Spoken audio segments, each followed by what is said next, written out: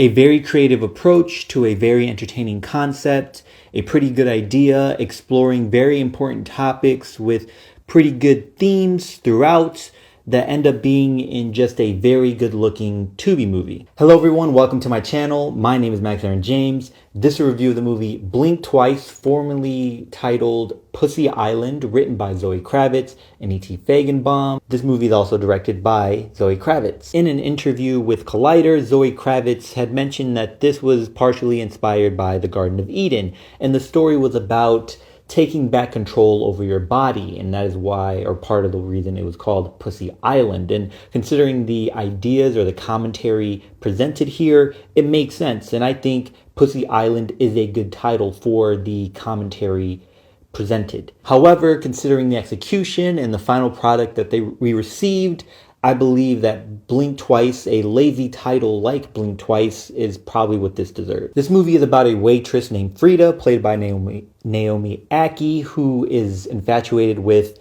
this billionaire mogul Slater King, and Slater King ends up inviting her and her friend to an island along with a few other women who are also invited there. On this island, they pretty much are catered to everything: good food, good alcohol, partying all day and night, massages, got the beach, beautiful trees, grass. You have servants who, I don't know if they're islanders or foreigners flown in to the island. I feel like foreigners might be a derogatory term depending on how you use it. But strange things start happening, and it leads to our friend Frida questioning why they're really on the island and what is really going on. A lot of the shots look nice. They look like really good pictures, and maybe that's the point because you have this person taking pictures throughout the entire movie. I mean, even the poster has a Polaroid camera in it. However, it also felt like a lot of the shots were for the sake of looking nice. The story idea, I think, is genius, especially when you're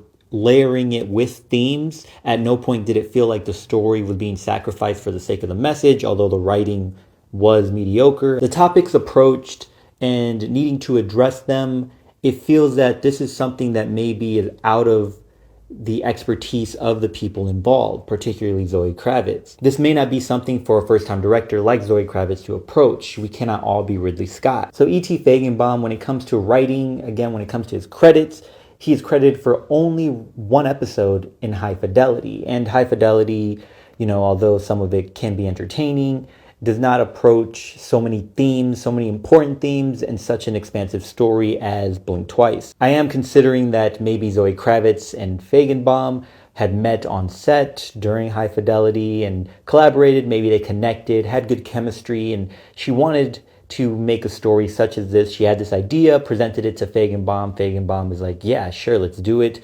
And plus, I myself would not turn down an opportunity for a feature film and finally get my credits for a feature film. They end up working on this, and I feel that maybe they should have asked or reached out to a more experienced writer, someone that can approach this idea a bit better, because this movie has a commentary on race, class, assault, and dealing with trauma and trying to forget trauma, or also remembering and accepting things, as well as cancel culture. But that was kind of there. It is very important to do chemistry reads, and this movie proves it, because Naomi Ackie, I think she did what was necessary for her character, expected from her character. However, every time she interacted with someone else, it was as though she was talking to a wall. And then Channing Tatum, I think because he fits into the idea of conventional attractiveness, he was casted for this role as Slater King. However, he lacks the charisma and has never brought in much charm for me to believe that someone like Slater King can persuade these women to go to this island with him. Adria Arjona, in my opinion, gave the best performance here. I just wish he had better lines. The dialogue across the board was a bit shaky and could have been tweaked a bit. When it comes to the dialogue, you only needed a couple more drafts and it would have been passable. The editing was a bit off and it messed with the pacing. The pacing ended up being too quick, and I could not appreciate how quickly we moved through the story, because it got to the point where I couldn't even process some moments that were happening. We have scenes where we jump right to someone realizing something, and it's like we didn't get a moment to go through this journey with them to have this realization. We also end up with a conclusion that I personally did not like. Well, not the very end, but I guess what led up to the end, because considering what Kravitz is trying to approach or present here, I think some of the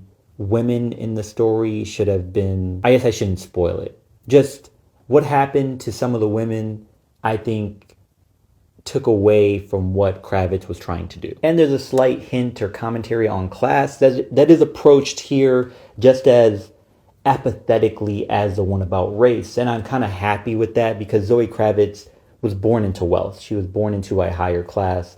And seldom do we have someone who was born into these certain environments and positions that are able to approach something that they have not experienced. And the moments that she does try to hint at it or approach it, it's clear that she does not fully understand it. The idea had much promise, but the editing was a mess. This movie as a whole was a mess. The editing to this video is probably going to be a mess because I have so much to cut out that I messed up and I went on some rambles. Anyway, just like quite a few other movies that I think had good ideas, I would like to see another attempt at this movie, maybe by a more experienced, more skilled writers and director. Until next time, y'all take care of each other, check up on one another, make sure you check up on yourself, and remember, potential has no limit.